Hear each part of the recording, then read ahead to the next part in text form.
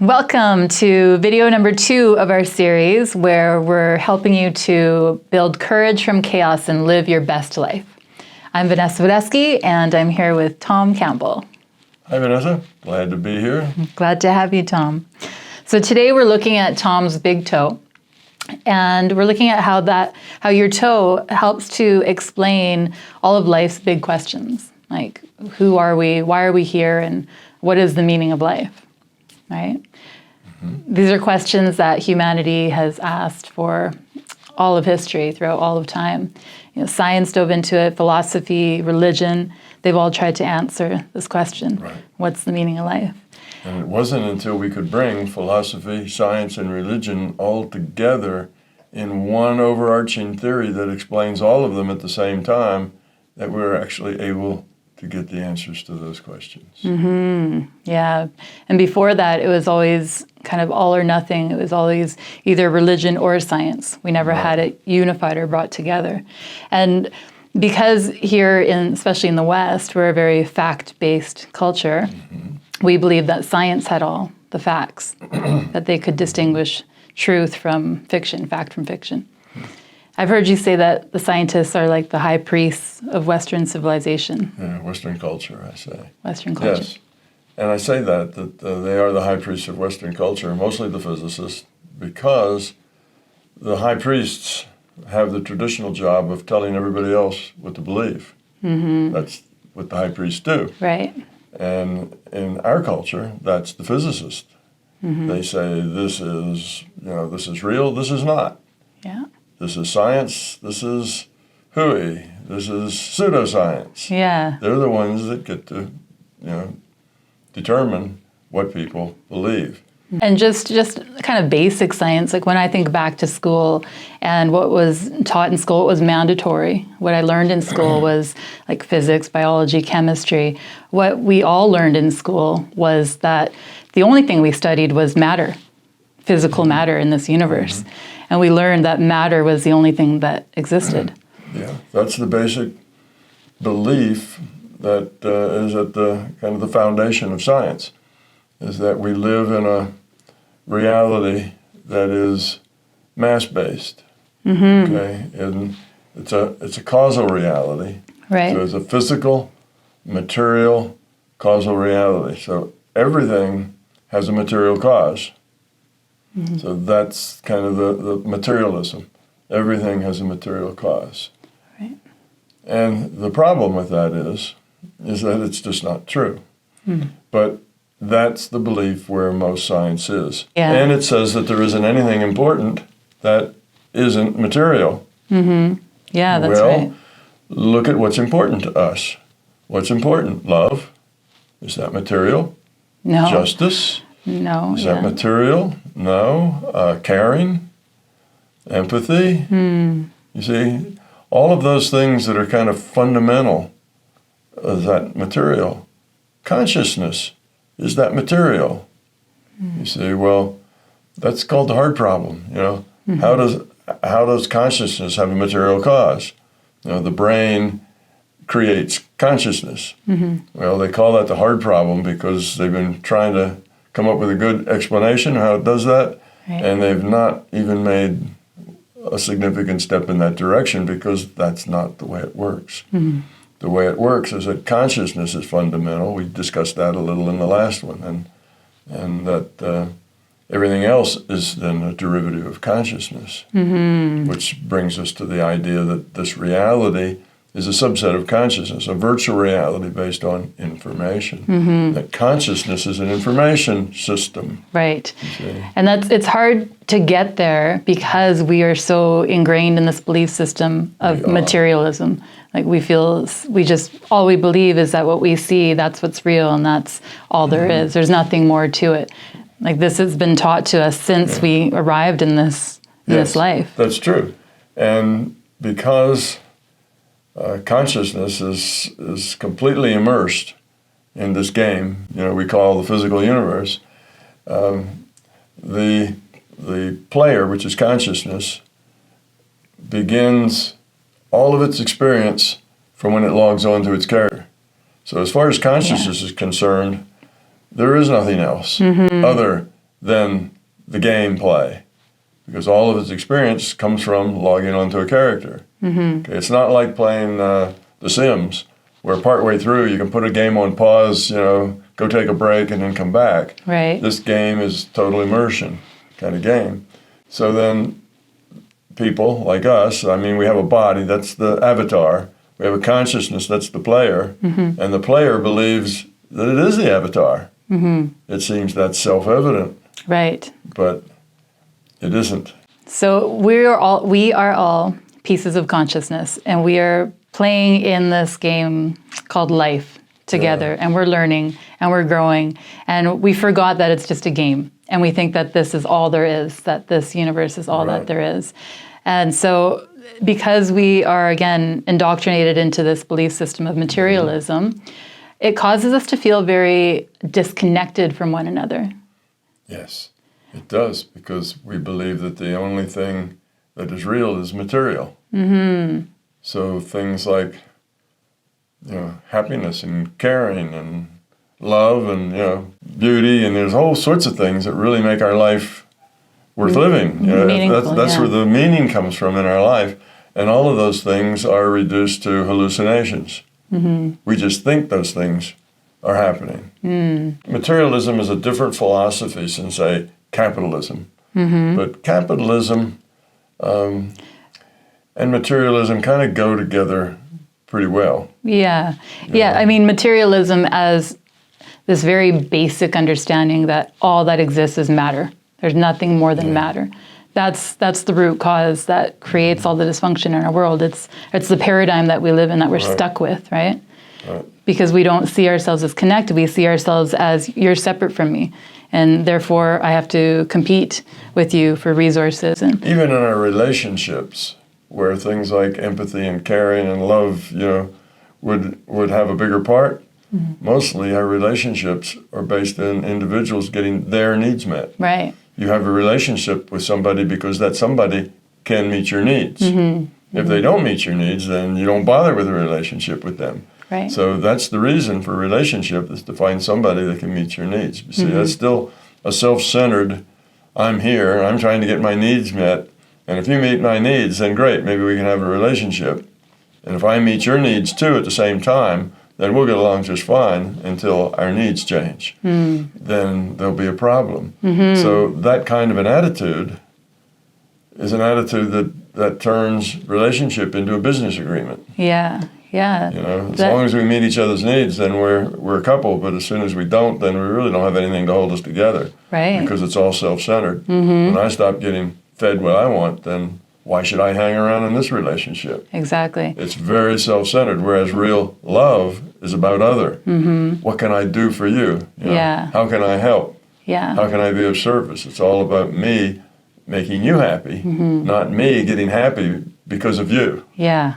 And that's the attitude. That's the problem that we have. That attitude destroys all relationships. And in business, it does the same thing. So materialism has caused us to be very selfish, self-centered, greedy, and all in it for ourselves. Because it doesn't put value on anything other than material process. You see?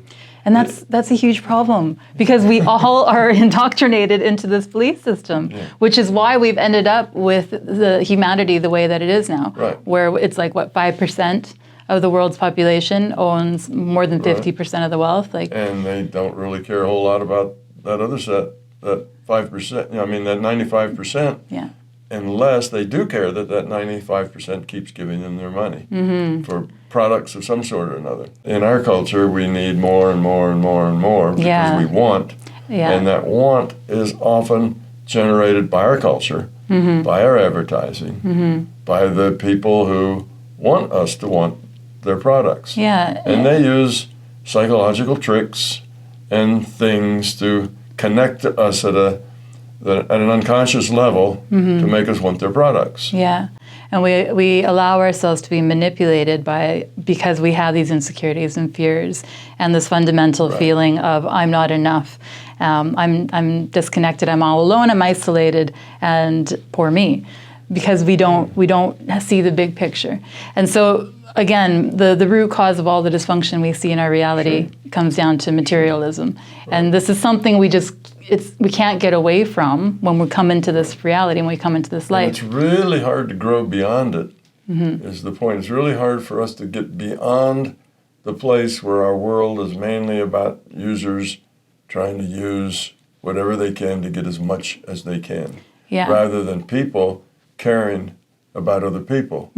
Yeah. So if we're in that mindset, then if you look at all this dysfunction we have out in the world, with wars, with abusive businesses, and relationships, abusive relationships, abusive businesses. Yeah, and you see everything. There's abusive so much governments, abusive law enforcement, poverty, injustice. Like there's so much dysfunction, right? Yeah. Abuse seems to be not something that's bad, but something that makes you clever if you know how to use other people to make yourself wealthy, to get what you want. It's a strategy that we've employed, It's a strategy, and we just don't mind that we hurt people in the process. Yeah, in fact, oftentimes it's revered. It's like, yeah, good job, haha. So as long as we have an idea that everything's material, then all of the softer side, the caring, the love, the empathy, all those things are kind of, they're there.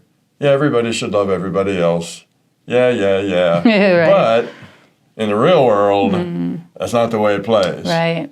So we kind of give lip service to that softer, gentler stuff, but we don't take it seriously. It's not a priority. It's not what pays the rent. Exactly. It's not what buys the groceries. Right. You can go out and give everybody a kiss that you see, but it's not going to help you pay the bills. You see, so we see all that nice stuff, but we don't know how to make it fundamental to our existence. We didn't know how to make it fundamental, but we do now because, Tom, your model offers us a solution, right? You have a solution, something that's different from materialism. Einstein said, no problem can be solved from the same level of thinking that created it. And Tom, your model offers us a completely different way of thinking. You offer us a solution that's completely different than materialism. I do. Yeah. And it's one that does not throw the science we have based on materialism. It doesn't throw that away. It just recognizes that is a subset of something bigger.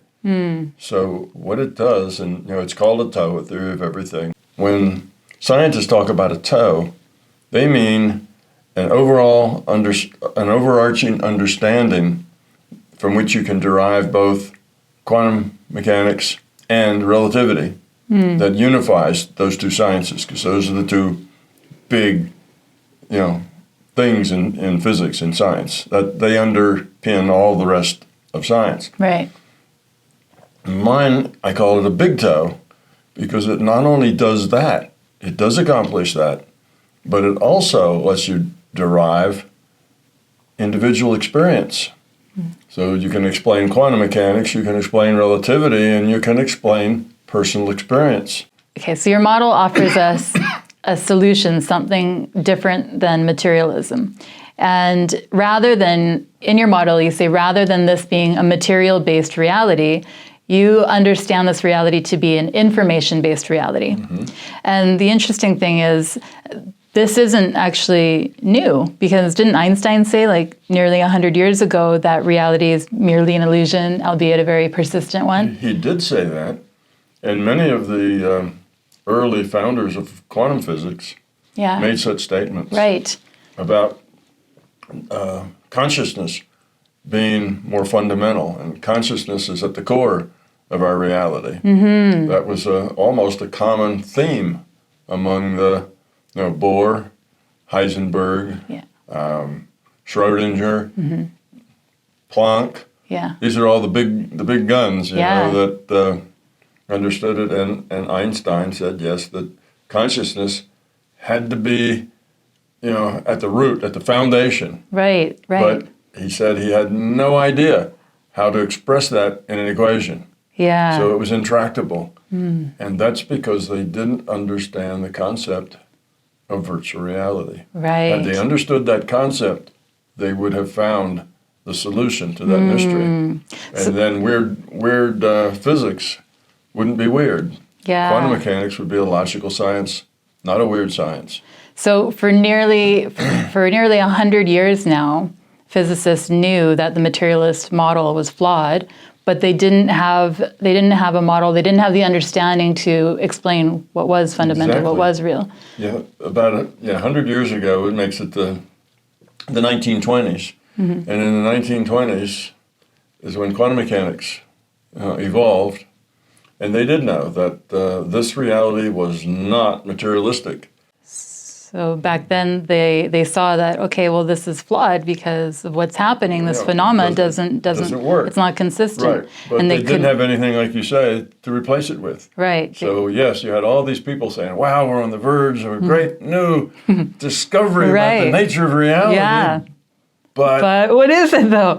But, and there wasn't anything else to say after the but. Yeah. Other than like Einstein said, well, seems like consciousness in there someplace, but, everybody got to the word but and then ... couldn't say anything else. Yeah. Because at that time, in the 1920s, virtual reality was not yet a concept. Not even a dream. Yeah. It wasn't anywhere near actualizing as a reality in the 1920s. Yeah, they didn't Computers understand. didn't exist. Right. Much less a computer computing a virtual reality. So those concepts weren't there. Right. And without that concept, they couldn't take the next step. They couldn't explain it. They just knew it was there, and that's why they finally gave up and said, oh, it's just weird science. Yeah. Nobody will ever understand it. It's just so weird. It's spooky. We don't get it. Right. So that was the problem. They didn't know how to take the next step.